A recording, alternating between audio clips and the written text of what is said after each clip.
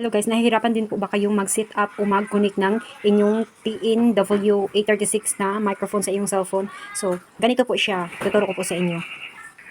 Kunin natin siya dito sa box niya. Ayan. So, naka-ready na po siya. Kumbaga naka-on na siya. At, ayan, ito naman yung tanggalin natin sa box niya. At i-connect natin to sa cellphone. Sa harap po ito. At i-connect natin sa aking Android na cellphone. Ayan. Pwede din po ito sa mga iOS na cellphone. Dalawa na po yung kanyang connector. So, ayan na po siya. Nakakonect na siya. At ang gagawin natin para ma-set up na talaga siya is hanapin natin yung settings sa ating cellphone. Kasi naka-ready na tong ating mic. Ayan, nagbe-blink na siya. Hanapin natin yung settings.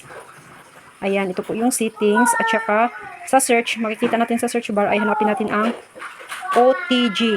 Ayan, type natin at makikita natin to. Click lang po at hanapin natin yung OTG connection at i-turn on natin. So, ayan, nag-blink na siya, oh, nakailaw na siya ng red at saka naka-go na rin ang ating mic. Pag nakailaw na tong dito sa gilid, ibig sabihin po is naka-ready na yung kanyang noise cancellation. So, ayan, ganito lang po kadali o kabilis mag-set up ng ating TNW. Ayan, okay na po siya at ready to use na po. Yun lang po at sana ay nakuha nyo. At thank you so much!